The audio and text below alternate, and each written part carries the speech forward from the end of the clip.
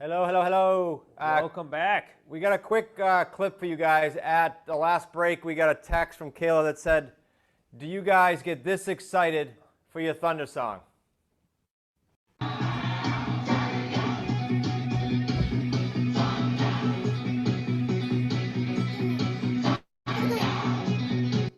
All right, that's Bellamy. All right, Mark. So we got Mark Willis coming up next. Mark has definitely been one of our dream team members, has helped us not only in our personal situation, but also in our business, and has helped us as definitely being a financial advisor for us, and has helped us with many different things, including policies here. So again, only bring people that we utilize and that we trust. So Mark, I know you've been running these coffees, so I know that people have some sort of background for you, but I wanted to make sure that you get a proper introduction here. So you being that huge certified financial planner and best-selling author and owner of Lake Growth Financials, Mark, please take it away. With the best shirt on the planet. There you go. That's right. I had a shirt earlier for breakfast during the coffee time. It said, well, I wish I had it here in front of me. It said, "Dear Math, I'm not a therapist. Solve your own problems." I wish I had that back in high school. Absolute dad joke, and I appreciate it. That's right, man. I keep them all in a database. Ooh, man. All right. Hey, I'm so glad to be with you guys. I am pumped. I don't know if I was doing some rockin' dance moves like Bellamy there. That was awesome. I should be learning from her. We've got a lot of fun stuff to cover together today. There's been so much fun stuff that has been shared already. Each time we have an opportunity to speak to this incredible crowd, I'm always feeling so pumped up and just motivated to do like a better, bigger job for the world and for our clients. I've been honored and privileged to get to work with literally hundreds of the Smart Real Estate Coach community now. And it's been a real honor and a blessing and a privilege to get to work with you guys. And, I wanted to, I always want to bring something a little different to these presentations. And today is going to be no different. Today, we're going to get into a strategy that some may have heard of, and others, it might be, sort of a head tilter, like what? Okay, so the financial strategy we're going to be discussing today is a strategy known as buy, borrow, die. Buy, borrow, die.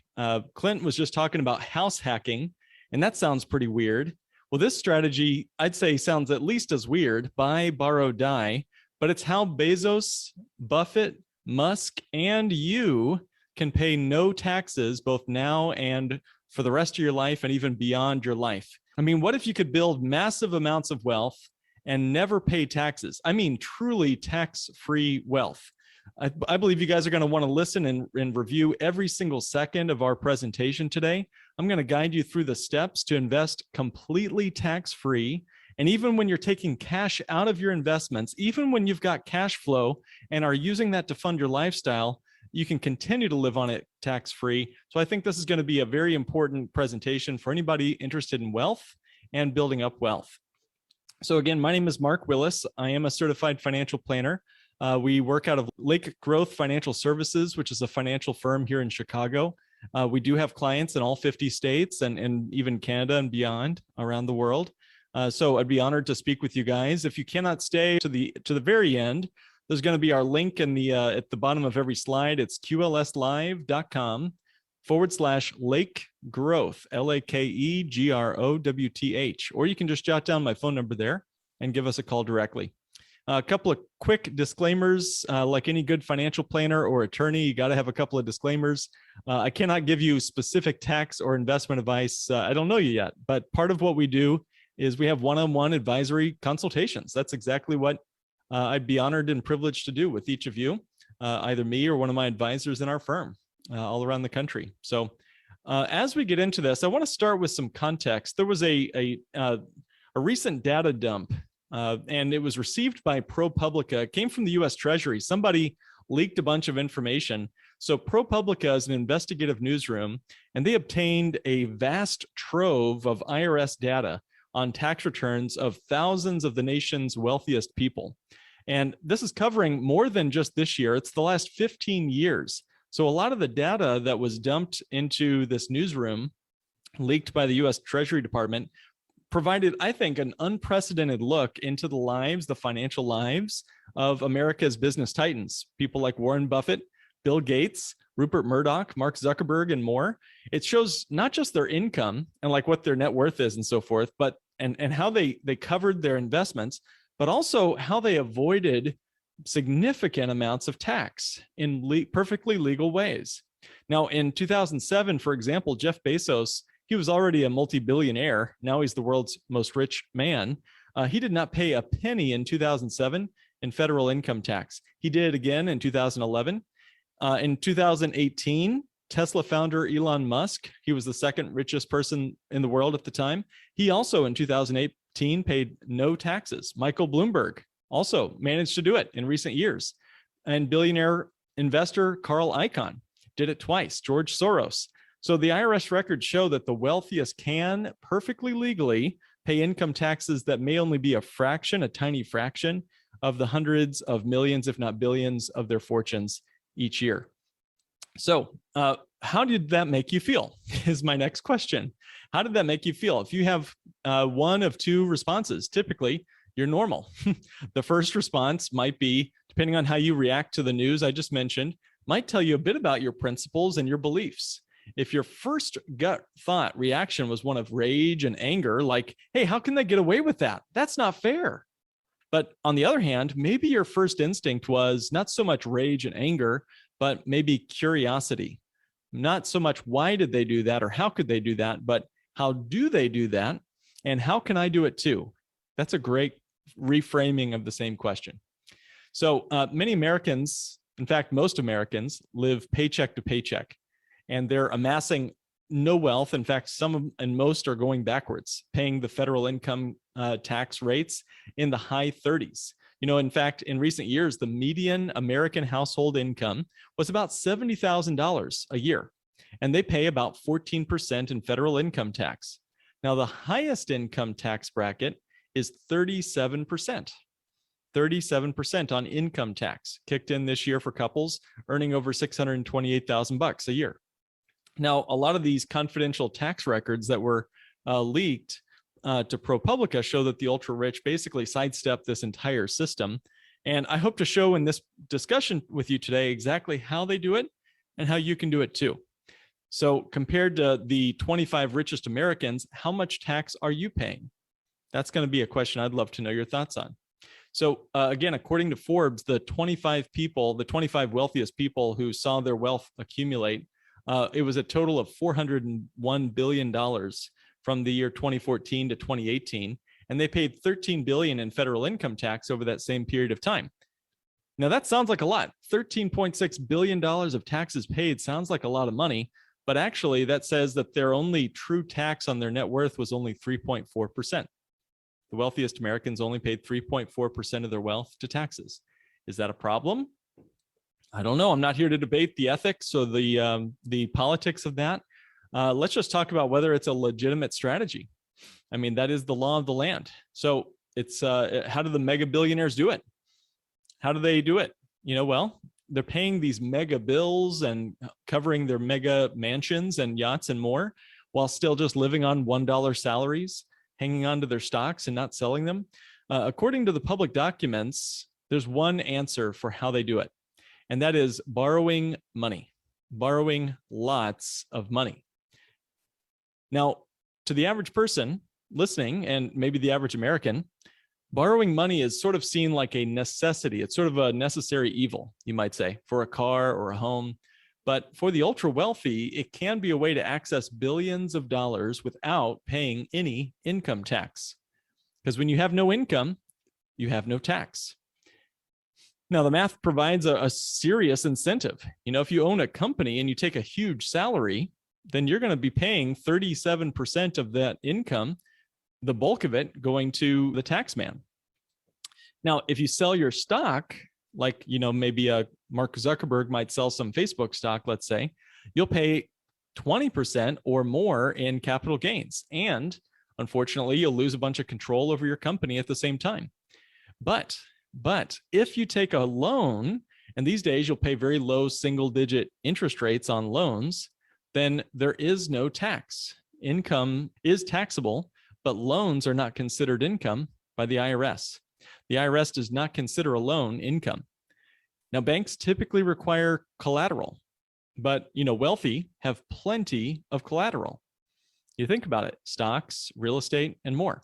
Last year, just for example, Tesla reported that Musk actually pledged 92 million shares of Tesla, which were worth about $57 billion on May 29th, 2021, as collateral for personal loans. That was just this summer, So he's sucking out $57 billion against his Tesla stock to live on and to finance other projects he might have. Now, Carl Icahn has a great quote in the midst of this interview with ProPublica. He says, there's a reason why it's called an income tax. Income tax. The reason is whether you're a poor person, a rich person, if you're Apple, if you have no income, you don't pay taxes. I want that to sink in because that is not an ethical statement. That is just a legal statement. If you have no income, you pay no taxes. Now, I'm not here to promote their concepts, their strategy. I think there's probably some risk, certainly, and I'm going to get into how you can actually beat the wealthy at their own game. I want to leave the news headlines, So what? These 25 wealthiest Americans, what does that have to do with the rest of us, right? I'd like to show you a way you can supercharge their strategy with Bank on Yourself and even prepare yourself to survive and thrive while the uber wealthy are seeing their empires crumble. Okay, so that's what we're going to spend the rest of our presentation discussing and reviewing today. Okay, so these are the 3 words I want you to write down. Put them down wherever you're taking notes, or grab a Post-it note, put it on your computer, whatever you do. Get out a piece of paper and write these words down. Buy, that's B-U-Y. Borrow, which is B-O-R-R-O-W. And then die, D-I-E. Now, each of these steps, buy, borrow, die, each of those words relates to a feature of the American income tax law, a feature of the American income tax law that has been around for over 100 years. And it's really the key that unlocks the door to tax-free living of the very wealthy and even you and me. So let's go through them one at a time. Step 1 is the word buy. Now, the key here is you have to buy assets. You have to buy an asset, something that hopefully is an asset, something that will go up in value. Okay, so let's buy an asset that's specifically not going to produce any cash. Now, this is really important. You have to find something that does not spin off cash flow, which sounds counterintuitive for most of us who are used to things like real estate. Now, Berkshire Hathaway stock, for example, that's Warren Buffett's company. Berkshire Hathaway stock does not pay a dividend. Or your house, for example, your house, unless it has an ATM attached to it, typically your house does not spin off cash every month. That's the buy step. The buy step works because of the realization requirement, which has been around in the American tax law for over 100 years.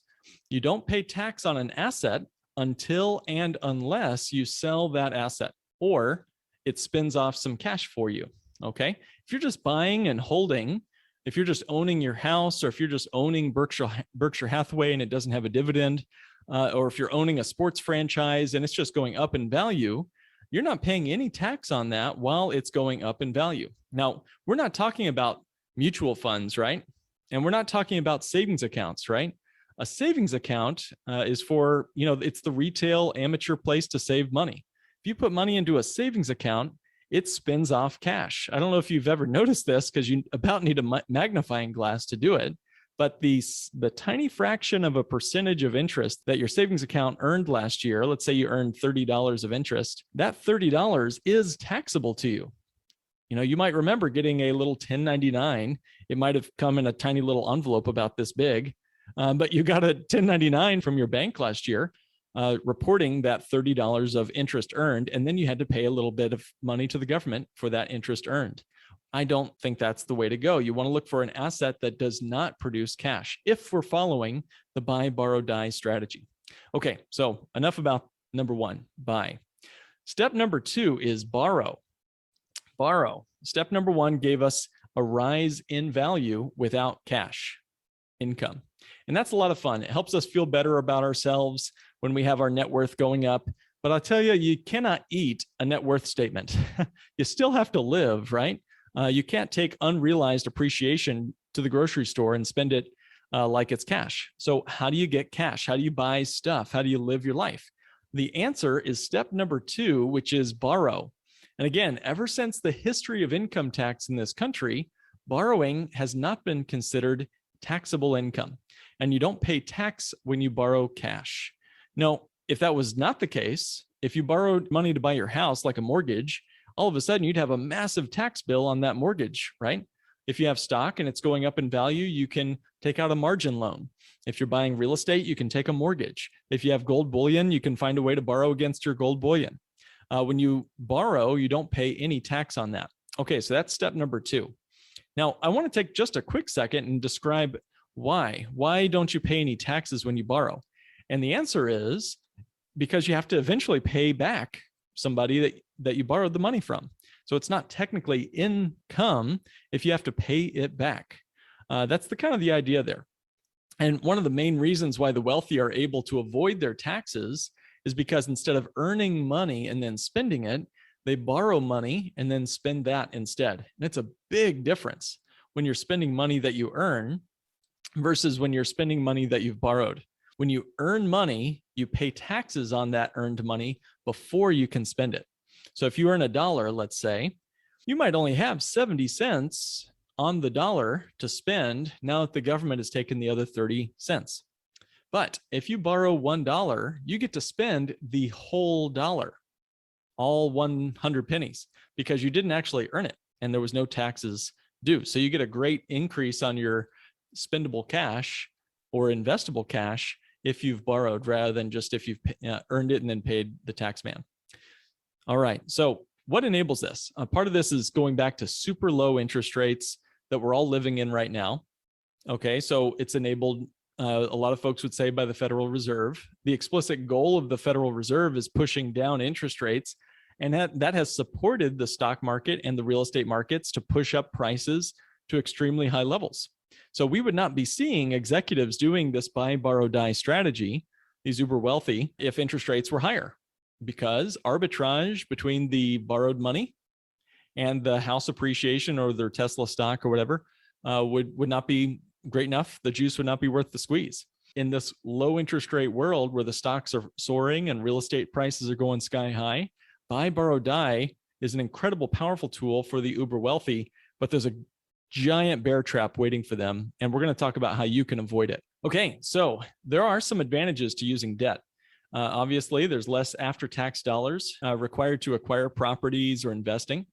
You can, of course, leverage acquired properties, which appreciates then tax-free. That appreciation of the real estate is also tax-free.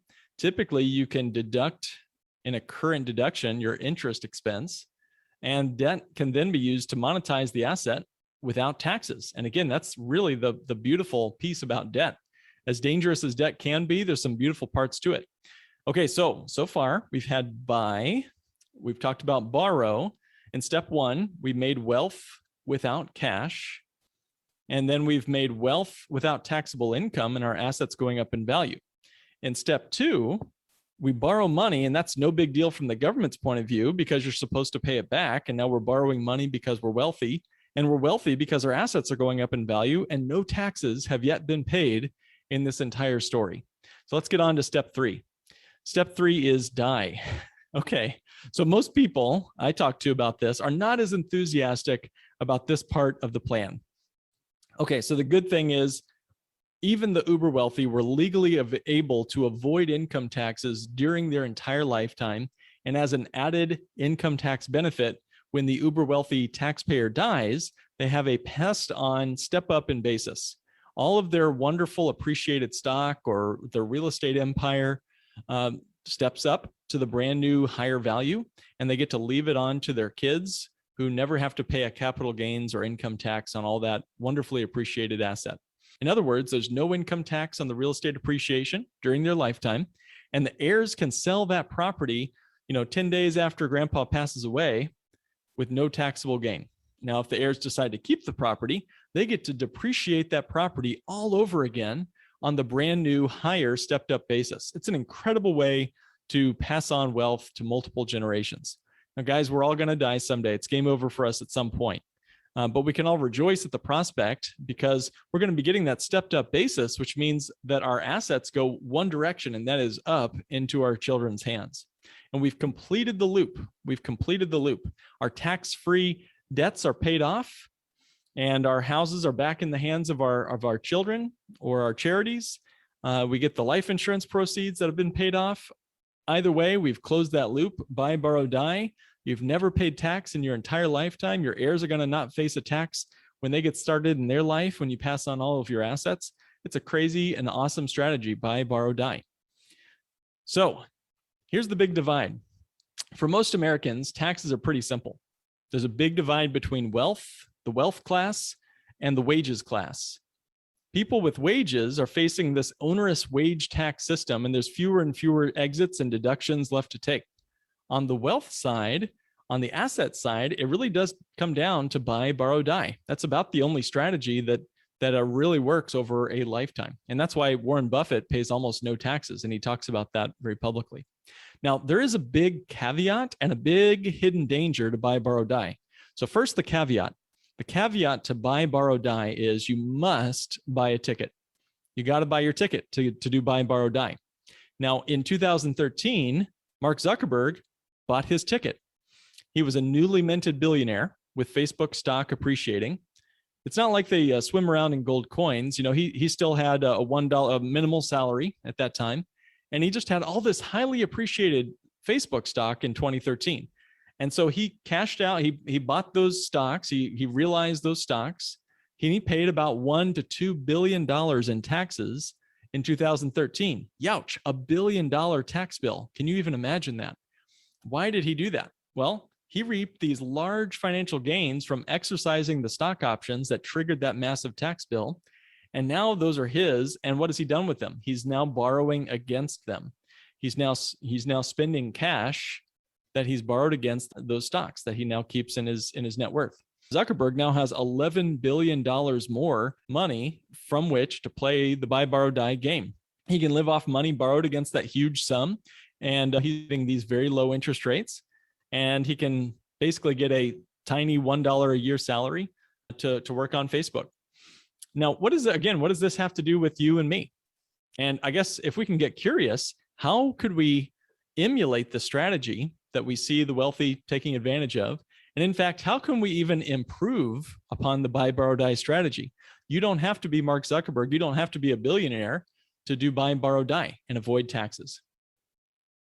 So how can we do this? Let's talk about how life insurance, designed the bank on yourself way, is a beautiful buy, borrow, die strategy. Okay, so again, we're going to kind of dive into bank on yourself. And if you've never heard of this concept before, write down the words bank on yourself. It is a specific and targeted, engineered whole life insurance policy that's designed for massive cash value. And again, I say it's a perfect buy, borrow, die strategy. First, you give money to the insurance company, you buy an insurance contract, and it rises in value, guaranteed. But you do not pay taxes on the increase of your wealth in the life insurance cash value. That's perfect for step one, buy. Step two, you can borrow against the life insurance when you need to make a major purchase, go on a trip, invest, and you're not going to have to pay any taxes when you borrow against your life insurance. And then when you pass away, step three, a long time from now, hopefully, the loan is paid off by the net proceeds of the life insurance policy. So let's get into this in greater detail. That tax-free death benefit is really what's left behind for your next generation to start it all over again. Let's get into this in greater detail. Okay, so buy, much like with Mark Zuckerberg or any other newly minted rich person, you have to buy your ticket with your after-tax dollars. So it is still, a moment in time where you will pay a tax to get on the buy, borrow, die train. You have to get that financial flywheel going. And I mean, for your entire life and for even multiple generations, it's going to be important that you buy that ticket. Life insurance premiums are how you purchase life insurance policies. If it's a cash value, dividend paying whole life insurance policy, you're going to typically almost always purchase those cash values with after-tax dollars. So look at what Mark Zuckerberg had to do to get into the wealthy club. Now, once he's there, he'll never have to pay tax again for the rest of his life. Similarly, your free and clear after-tax dollars are being used to purchase an insurance policy, and then they grow compounded, always accumulating, but never spinning off unwanted checks in the mail that you'd have to pay your taxes on. Now, it does accumulate, and it even earns dividends, but we'll show you a way to avoid getting taxed on that increase and getting taxed on those dividends as well. So this is quite unlike your wages at your W-2 job, or even worse, mutual funds or dividend-paying stocks, which force you to pay taxes constantly, eroding your growth and your ability to get on the buy, borrow, die train. Now, the biggest problem with the buy step for most other assets is that the IRS finds a way for your income to get taxed and then forces you to pay taxes on it every year. So back to dividend-paying stocks for just a moment. While it's really nice to see your stock value grow, and it's a really cool way to see checks in the mail from dividend-paying stocks, when you get a dividend check from Coca-Cola, let's say, you're going to have to report that as income and pay taxes on that dividend every single year. Income is your enemy when you're using the buy, borrow, die strategy. So the same problem exists when it's rental real estate. When that rent is received in your mailbox, you got to pay taxes on that, especially if you've already used up all the awesome strategies that Clint talked about, like cost segregation, bonus depreciation, and more. If you hold that property for long enough, we fully depreciated, we fully cost segregated, and now all that rental income is now taxable and bearing down on us like a freight train. So there's nothing left to deduct or depreciate, and that rent check keeps coming, forcing you to pay taxes. Ultimately, that's not a great strategy. Warren Buffett has been public about his tactic to avoid dividends in his own company. Berkshire Hathaway, funny enough, has not issued a dividend since 1965. 1965. Why do you think that is? I mean, wow, they've been an insanely profitable company over these last many decades. Now, if Buffett had offered an average dividend from Berkshire Hathaway to himself and other shareholders, he would have received over $1 billion in dividend income and paid hundreds of millions of dollars in taxes each year. So it's a very intentional move to not receive a dividend check in the mail. And that's what step one is with Bank on Yourself. We are holding those dividends inside your life insurance. And that's exactly what it is. Dividends, meaning the earnings from the insurance company, are paid out to the owners of this insurance company. The insurance company owners are you and me and everybody else who owns a policy. It's a mutually owned life insurance company.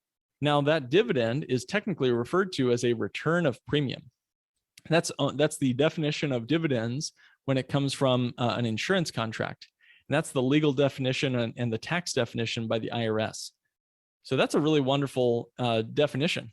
You know, most of our clients direct those dividends right back into their policy to purchase more and more cash value through paid up additions. That just accelerates and magnifies and compounds the wonderful growth of the asset without receiving that income. Okay, so I guess I have to just mention quickly, and this kind of makes me smile when I see it, but the uber wealthy cannot own these life insurance companies. You know, Warren Buffett cannot participate in this strategy like you and I can, or at least not any better than you and I can, because he cannot purchase a mutually owned life insurance company. It's literally owned by you and me. He does own some life insurance companies, and that's true. And that's what we call publicly traded life insurance companies, but he cannot be the owner, the sole owner of a mutually owned life insurance company. Now that's more like a co-op. You know, we own it together. He could be a policyholder just like you, just like me, but he would participate in the dividends just like you and me, which is a good thing. Again, as a return of premium, that's not considered income by the IRS. So one would think these dividends would be considered a distribution of profits and that the policyholder would have to pay a bunch of taxes. But as long as it's received into the policy and you're reinvesting, you might say, that dividend right back into the cash value, then there are no taxes due on your withdrawals, on policy loans, or the death benefit. Step two is borrow. How can we borrow against life insurance? That sounds kind of weird for a lot of folks. You know, I thought you had to die to get your money out of a life insurance policy.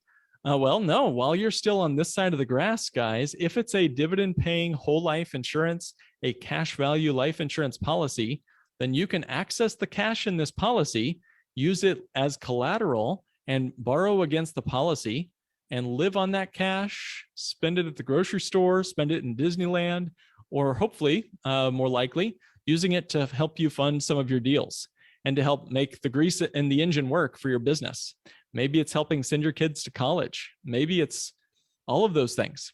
You know, a life insurance cash value from whole life insurance are guaranteed to grow every single year. All assets in the universe that I'm aware of, the financial universe that I'm familiar with as a certified financial planner, all other assets cannot do this. They certainly can lose value. In fact, if you think about it, when the wealthy borrow against their asset, you know, their Facebook stock or Tesla's stock or their Bitcoin or whatever, they're assuming that that asset will always continue to grow. I'm telling you, that's stupid. That's like swimming with the sharks. When markets crash, and they certainly have the propensity of crashing over one's entire lifetime. Remember, buy, borrow, die is a lifelong financial strategy for the wealthy. The uber wealthy could find themselves deep underwater in many of their big, massive loans that they're taking. That's a big uh-oh right there. So this cannot happen with life insurance. Since it's guaranteed to grow for us every year, we always have a higher value in our policy no matter what. With the uber wealthy, when they employ the strategy of buy, borrow, die with assets like stocks or real estate empires, they have to assume that they're always going to have a generous banker who are willing to give them money. Now, are bankers always generous? Just yes or no. Are bankers always generous? I'm waiting for a yes. I don't see a single yes. I see a heck no, but I don't see any yeses. Yeah, bankers are typically pretty generous only when I don't need money. That seems to be the way they work. They're very much not so in the mood to lend when I absolutely need money. Bankers are not always generous. Now, you might loan some money to Mark Zuckerberg, guys. I mean, if he came to you for a loan, you'd probably think he was pretty good on repaying you, but it might not always be the case, okay? Especially if markets crash. What if stocks go down? What if Facebook crashes, goes bankrupt? It can happen. The whole buy, borrow, die thing can reverse itself. And all of a sudden, the very uber wealthy have these massive loans and very little way to pay it all off. Okay. So if you've been living on the buy, borrow, die strategy for 30 years and living on your third and fourth yacht, and then all of your assets begin to crumble, how are you going to come up with the money to meet your margin call, right? Or if the Fed were to raise rates on all of your loans, all of a sudden your cost of borrowing would go way up, and typically assets come crashing when interest rates rise. Again, the margin call would just wipe out a lot of the uber wealthy people. They'd have to liquidate millions of shares of stock, assuming they still had any gains at all, that would force them to pay all this income tax. And the goal should not be, of course, to want that. I don't wish any ill on even the wealthiest. I want the best for them too. But it's just important to realize that with whole life insurance, if interest rates were to rise in this economy, and it sounds like we might be headed into at least a little bit of inflation for a while, then dividends on whole life insurance would also go up. I'm actually hoping for higher inflation. I hate to say that. I don't want that for my groceries, but I love it for my life insurance because that increases the value of the profits of the insurance company, and thereby increases my dividend checks inside my policy, just reinvesting faster and faster and faster. It's a great counterintuitive way to beat the wealthy at their own game. Okay, so we've talked about step 2. Tactically speaking, how do we actually accomplish this? After we've built up some cash value, and it could be a small amount or a significant amount of cash value in the life insurance, you can then begin to borrow against it. And this could happen even in the first few months after you start your policy. You don't have to wait years to do this. And this could be used to either support your lifestyle or help you pay for major capital expenses or business expenses, or just an annual income in your retirement years to last as long as you do, with no luck, skill, or guesswork required. You can borrow against the cash value without receiving or realizing any income tax. I just spoke with a young couple earlier today.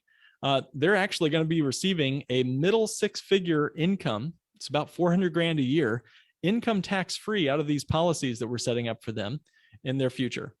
And you don't have to be, again, receiving those kind of numbers. Maybe it's 50 grand a year. Would that be helpful to you of tax-free income in your retirement? 50 grand a year without having to show that to the IRS. Now, these are unlike loans that you might be familiar with. I want to be clear about this. There is no requirement to repay a loan to a life insurance company during your lifetime. You have the right to borrow against your cash value and not pay it back. You're in control of repaying that policy loan to the policy that you control and own.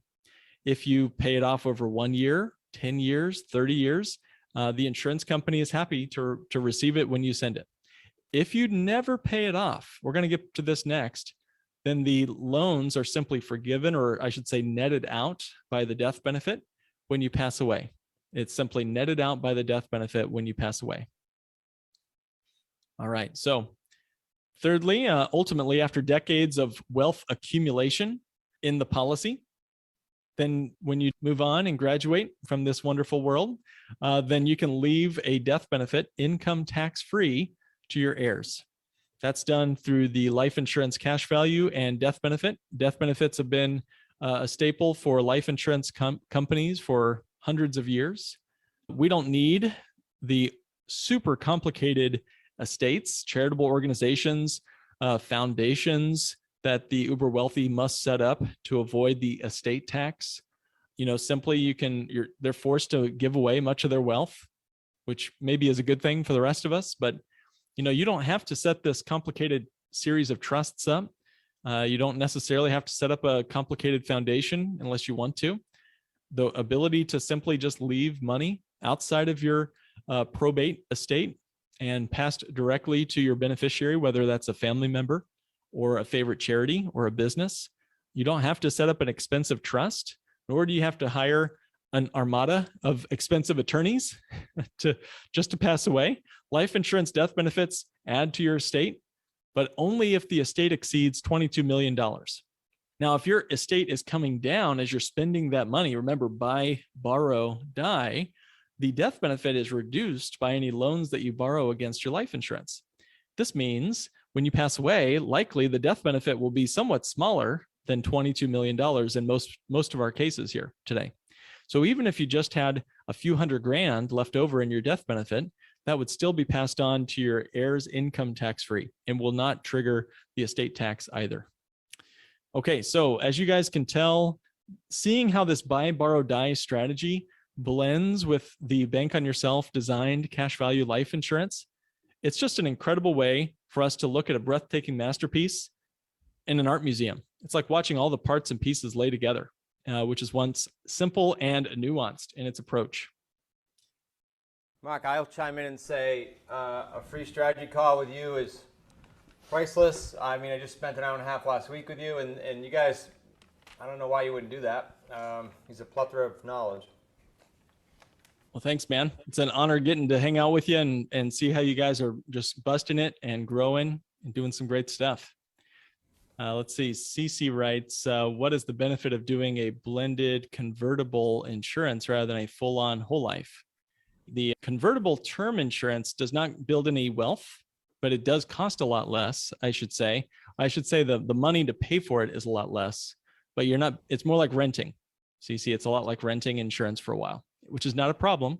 We've all been there where we had to rent an apartment for a while, just like that. So term insurance is sort of like renting. Oh, someone says, if you pay interest on loans, does that go to you or the insurance company? Well, remember, who are they? Who are the insurance company? You do pay some loan interest, right? You do pay some loan interest. However, you are the owner of the company charging you interest.